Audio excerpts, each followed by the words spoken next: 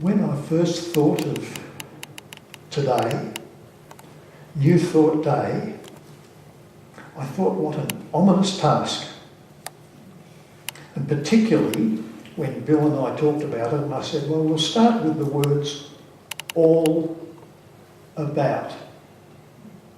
And I said to Sylvia just before, I think she'd better wait here for another 3 weeks until I finish my talk. Some of my talk is going to go fairly quickly because I have slides to put up there and there'll be just one sentence, perhaps a photograph, something like that. It'll move fairly quickly. But I'll spend a little bit of time on some of them because they have such a powerful message. But to start off with, I'd like to just talk about why I could say all about New Thought, all about unity, all about divine science or religious science.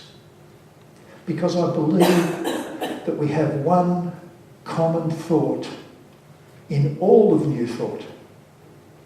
And that common thought is, as we change our thinking, we change our world. And when we change our world, the world begins to change. On Thursday night, we had the first of our classes downstairs, and we talked about how many people the group would contact in one day.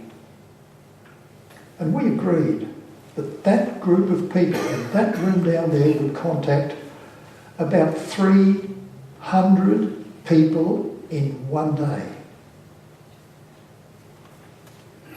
I'm not going to keep extending this, but just imagine how many people those 300 people would contact in one day.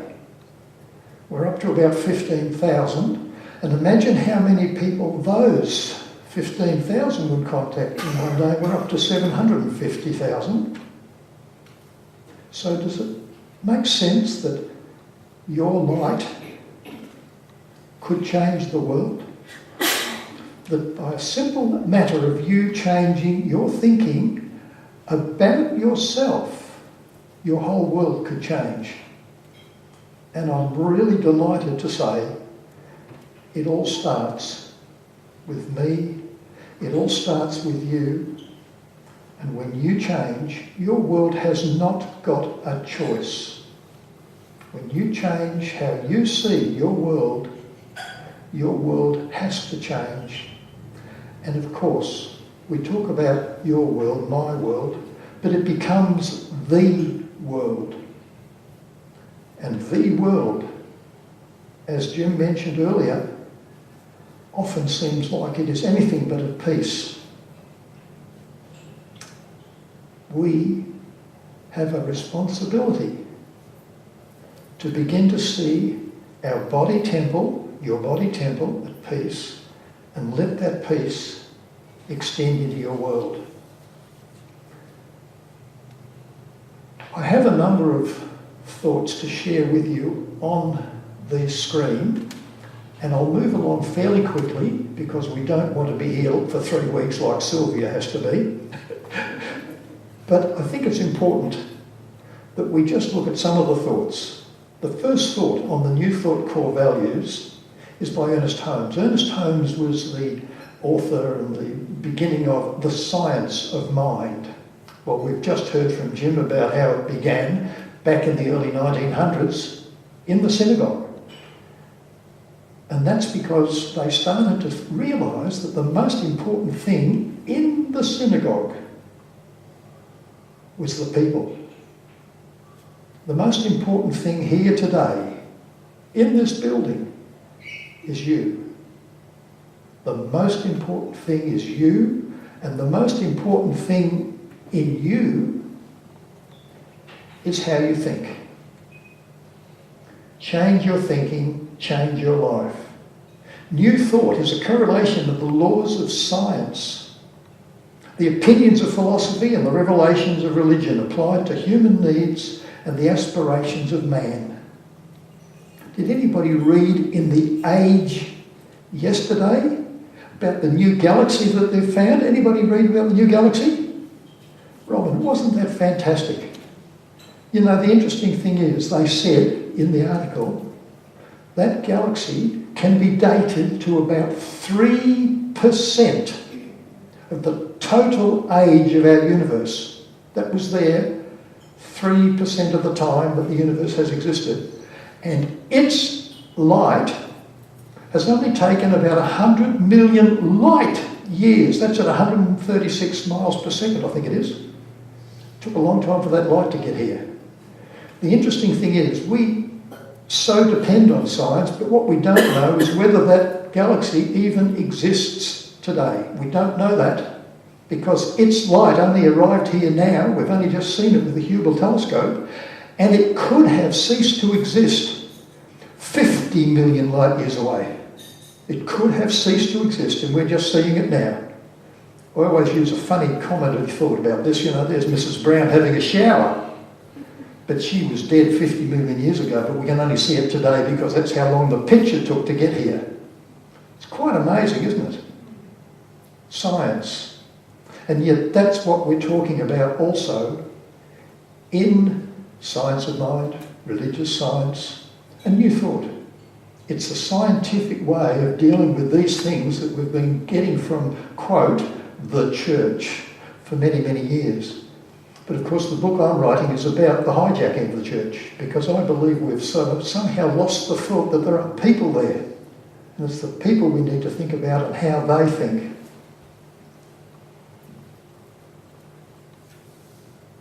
We honour the diversity of cultures in New Thought and faiths while aiming to articulate, practice and embody more fully universal spiritual principles.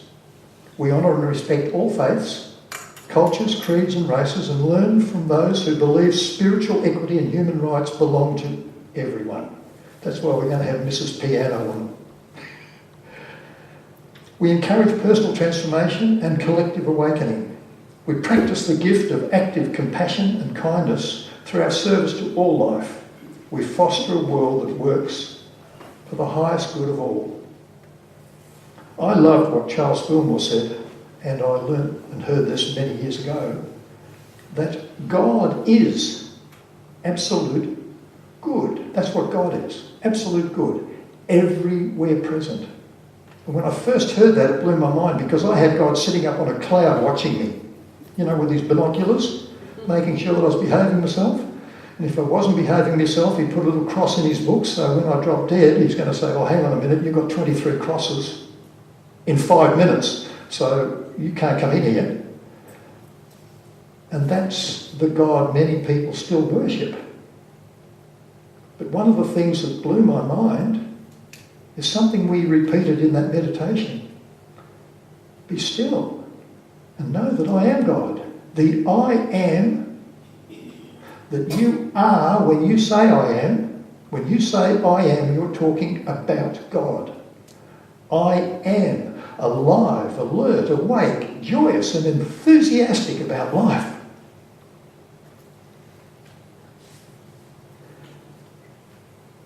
I'd like us just quietly read this one together. Together, God is the creative process in action, in everything, everywhere, always at once. God is love and intelligence in relationship, expressing itself as the universe and all life. God is being each one of us.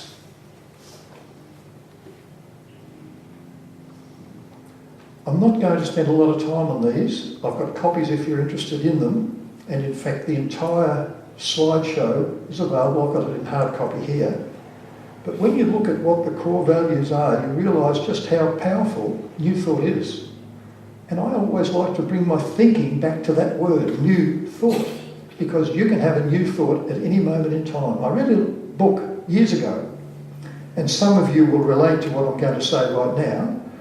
Please put your hand up if you are now thinking of a blue monkey. Hands up.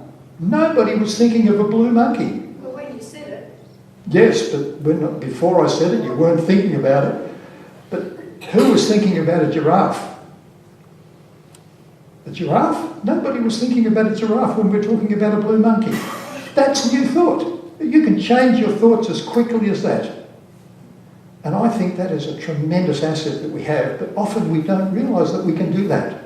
In the middle of an absolute mess, we can change our thoughts and say, oh, my wife did this, but I'll clean it up. No, that wasn't part of what I was going to say. In the middle of an absolute mess, we can just be still. I can remember once, many years ago, I was driving along a highway in the Northern Territory to Broken Hill. And they call it the Glitter Highway. Does anybody know why they call it the Glitter Highway? Or the broken windscreen. Broken windscreens and beer cans and beer bottles everywhere. That was the Glitter Highway.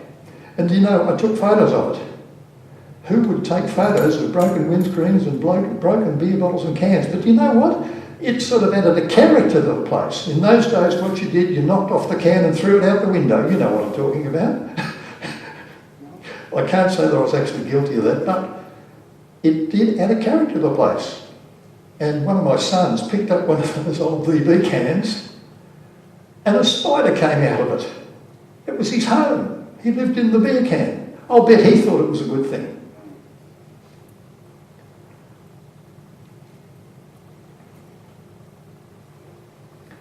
We learn from all faiths. And as Jim was talking about before, you know, the Jewish celebration coming up in April. It's interesting when you look at it, and certainly what I learned from Unity School was when Charles Fillmore decided to set up Unity School of Christianity, he said this is eclectic. The word eclectic means looking for the good in everything. And he did a lot of study in the Eastern religions and in the Western religions and says, yes, I don't like this about that church, but I like that. So he incorporated the things that he liked. And this is an example when we're looking at it in New Thought Day, and we see things like Buddhism, mindfulness, that's a word we're getting a lot of today. When we're mindful of what we are feeling in a given situation, we don't have to blame anybody. We can say, I'm feeling angry. Not you made me angry. We can say I'm feeling angry, and the other person doesn't need to say anything about it because you're only expressing something that you're feeling. I'm feeling sad. I'm feeling frustrated. It's okay. As long as you're not saying you frustrate me or you make me mad. So we're learning from the Sikhs, wisdom from enlightened masters. And as we received this morning from Jim, the wisdom centre, the heart centre. And I much prefer the word wisdom to the word judgment because it helps us to understand something different. When we have an understanding of what is happening, we can relate in a different way. And that to me is the value of this heart centre, the judgment centre, James, the son of Zebedee. Why do we say those things? Well, Charles Fillmore did a study of all the, what they call the ganglionic centres in our body and related them to certain faculties of that also relate to the 12 disciplines, the 12 powers of man, he called it. And if you haven't read the book, it's great stuff to read. Just briefly, some of the organisations that are involved. We're members here. Unity of Melbourne's members of INTA. Unity Bayside is a member of the INTA. They had their day last Sunday, didn't they, Bill? INTA Day? A couple of Sundays ago. Yeah. All right. And this is a new thought thing. This is a new thought today. We're just going to look a little bit at the lineage, and I won't spend a lot of time. Many of you have heard of Quimby and starting off the process of new thought as we know it today. We then move on to Mary Baker Eddy, Christian Science, and I've been to a number of Christian Science churches, and they're certainly a powerful way of thinking. And why am I not there now? I find Unity much more open, and I think that's a very important thing. It's the openness and the joy, the sheer joy of it. You know, you can actually say, look, today I sent out a Course in Miracles lesson every day, and today it said, happiness and forgiveness are my function. And if I learn how to forgive myself, number one, and then to learn how to forgive anybody else that's concerned me. I get rid of the P from under the mattresses. I'm able to experience a different level of myself. And when I can experience a different level of myself, I start looking at people differently. And that to me is a very important part of the new thought process. Meister Eckhart, doesn't that sound wonderful? There exists only the present instant. Has anybody ever lived at any other time but the present instant? We can only take this breath, can't we? Which one? This one, this one, this one, this one. Like the blue monkey we were talking about before. As soon as somebody says about it, everybody can see blue monkeys. Thoreau, when I studied at uni school in America, of course, Emerson and Thoreau, this was a big thing, you know, Ralph Waldo Emerson and Thoreau and On Golden Ponds and the sort of American idea of new thought. I somehow feel a little bit different to that. And over there, they sometimes said, oh yes, but in Australia you see things a bit differently. I actually think we do. I think there is an attitude in Australia, and it's called she'll be right mate, and I think she'll be right mate is actually a pretty good affirmation. It's like saying it doesn't matter where you are right now, she'll be right, she'll work out okay, things will work themselves out. That's something that we've got that we don't hear about in America. And I'm not anti-American, but they seem to say, we'll fix it. We tend to say, she'll be right. There is a difference. And I think that's an important thing, because to me, that's an affirmation of new thought. She'll be right, mate. You know, everything will work out. Hey, you know. When Marie and I go for a walk, I still have the habit of walking on the roadside. And this is something I learned when I was a little kid, because in England, you know, the houses are built, in some of the old villages, the houses are built over the footpath. And what did the people do with the jerry in the morning? So the man walks on the outside so the woman's pretty dress doesn't get dirty on the inside. And I was told that was a matter of etiquette. Well, I still do it, and I don't think there's too many people out there tipping chamber pots out of the windows nowadays. Emma Curtis Hopkins is one we've heard a lot about. Emma Curtis Hopkins was a great part of my thinking because I just loved her, I'll say a practical way of thinking. She seemed to put things a little bit differently to a lot of the other teachers. Love is God. God is omnipresent. Thus love is omnipresent. It is my idea of good that all is love. All is God. There's nothing else.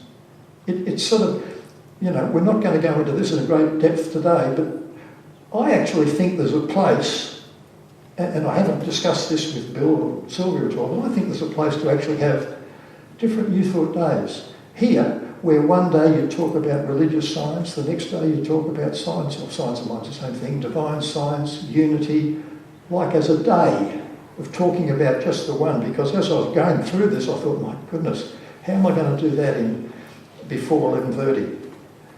And it's pretty powerful stuff. Judge Truord, and this is the big one coming up now.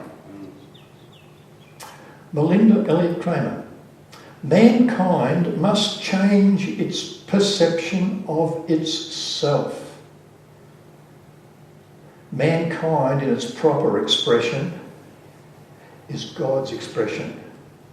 You, right now, have no choice whatsoever but to express God.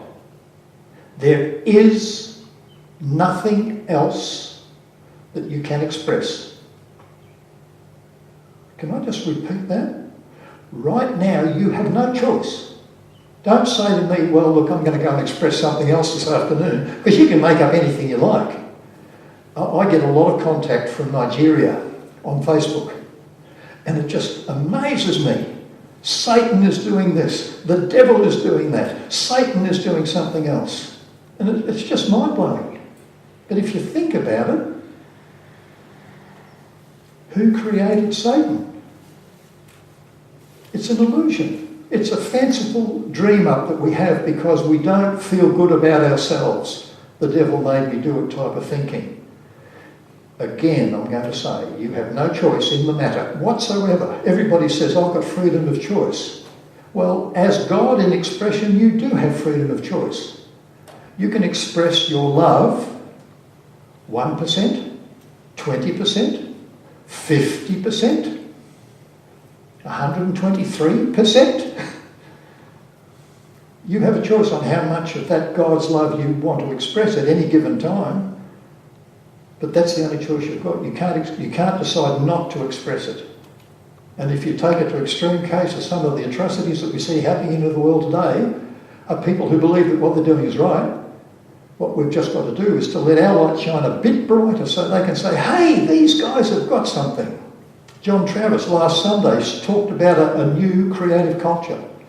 And I believe right now in this room we are creating a new creative culture. I'm not going to do it now, we do it in workshops, but if I was to say to you, what sort of culture does the world have today? And you might sort of say it's pretty rough, and I'd agree with you. The world today has a pretty rough culture. It's man eat man, dog eat dog, eye for an eye, tooth for a tooth. That's not what we're teaching. We are teaching responsibility, and that is the ability to respond in a different way. You don't have to live eye for an eye, tooth for a tooth. You can experience more of this love. And the interesting thing is, how do you do it? Well, how do you get people to love you more? That's a challenge, isn't it? And there's one answer. Does anybody know what the answer is? Love them more. Love them more. That's the way to do it. The more you let your love flow, as yonder myrtle sheds its fragrance in the valley, the more you let your love flow into your world, the more loving people you will find. They don't have a choice, because love is more powerful than any experience anybody else can show you. So if you're loving, they don't have a choice. They will eventually catch it. It's like the virus you get in your computer. They catch it. It comes back to you. Love is contagious. But a lot of people are sort of sitting there cross-armed and cross-legged and saying, well, nobody loves me. And, you don't say it because it sounds terrible. But it's just you've got to open your arms and be more loving. It's pretty simple, isn't it? Oops, what have I done? I know, we'll fix it. Charles and Myrtle Fillmore was the next one, I think. All right, I'm right. I'm back. There we go. We're back on it. Thanks, Jim. Of course, we know how this all started because Myrtle Fillmore had tuberculosis. And she was going to die. The doctors told her, hey, go home and prepare. And she said she discovered she was a child of God. And as a child of God, she did not inherit illness. That was her thought. That wasn't Charles Fillmore, that was Myrtle. As a child of God, she did not inherit disease. She did not inherit illness. And you know what? She got to the point where she believed it and lived for another, I think it was 48 years or something. Not a bad survival rate. Charles Fillmore didn't accept that. So he said he was going to do it through meditation, and he sweated and strained and put a lot of hard work into it. And one day he said, look, I'm fed up with this, I'm going to go straight to headquarters. And when he went to headquarters, he got his answers, and that was the beginning of the Unity movement.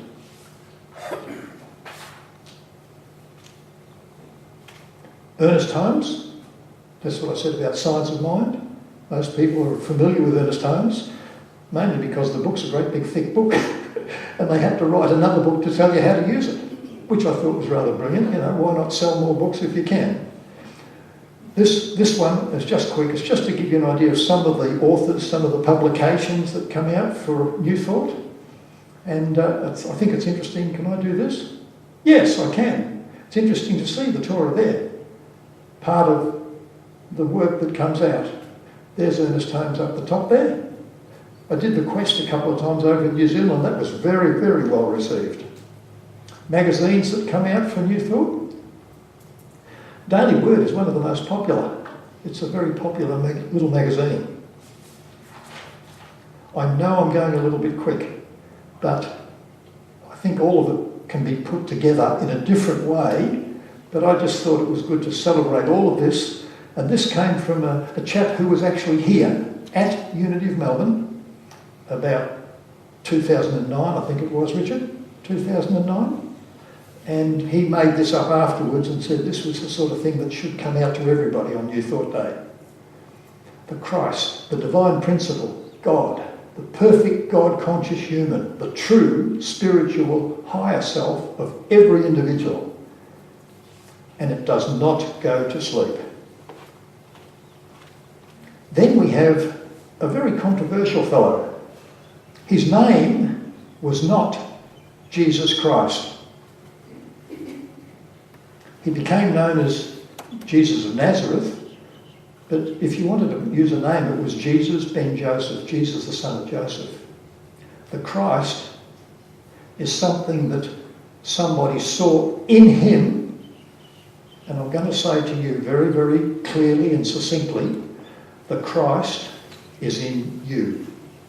The Christ is in you, and I can say to you very simply, Richard, thou art the Christ, the Son of the living God.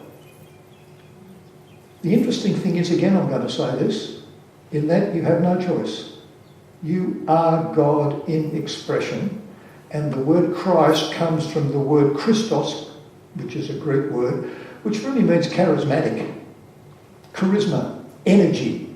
And when somebody has that charisma, when somebody has that energy, you can feel it. What we can do, though, we can limit it. We can back off and we can say, no, I don't want to be the Christ. But you can't turn it off. You can only bring down the candle a bit, turn it down a bit.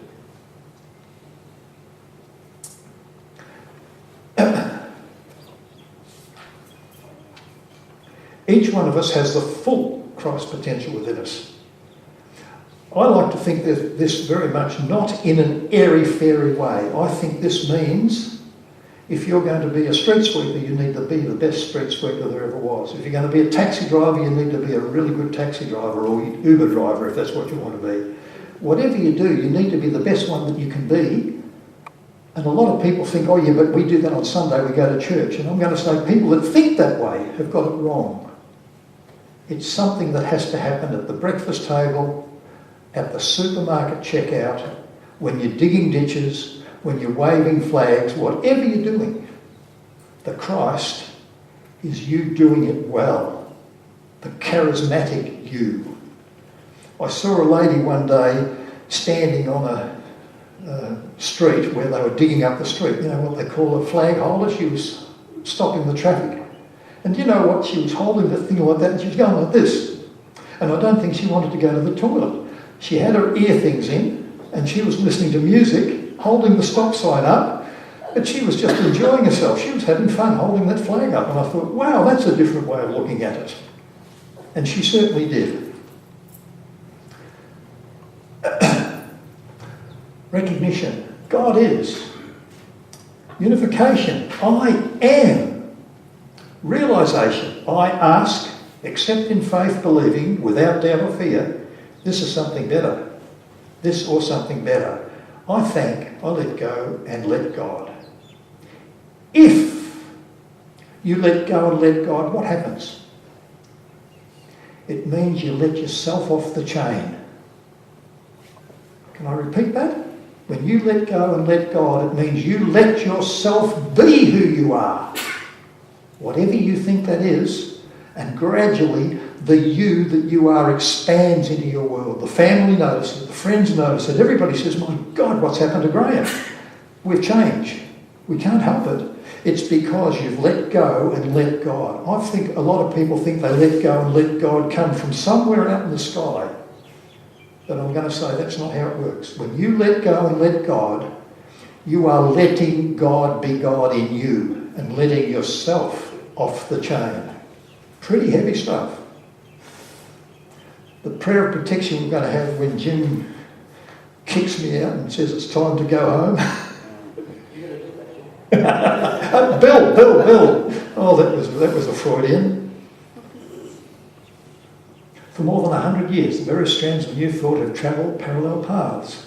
Today, the distance among visions and values of our organisations is negligible.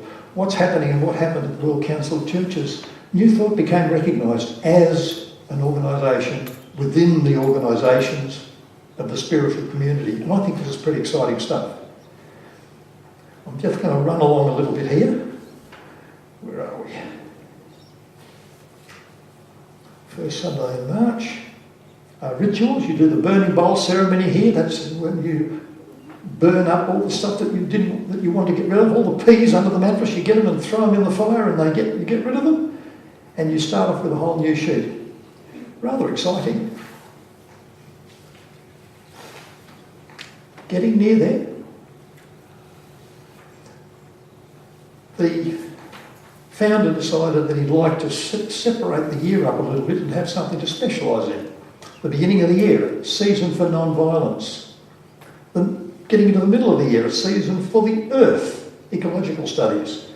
A season for humane service, June to August, and a season for interfaith, interculture celebration, September to December.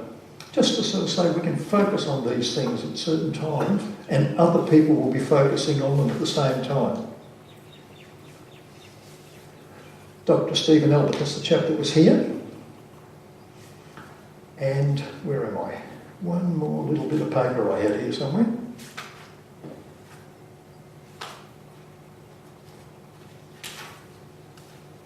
Here we are.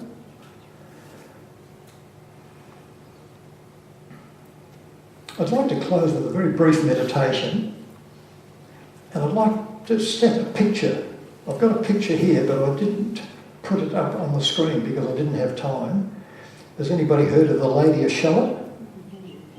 The Lady of Shalott, John William Waterhouse. What I'd like you to do, particularly if you don't get seasick, is just take a moment to imagine you are floating. I'm going to close my eyes, it's up to you whether you do or not. And just take a moment to let go. And just imagine for the rest of today, if you really were letting go and letting God, the rest of the week, the rest of the year,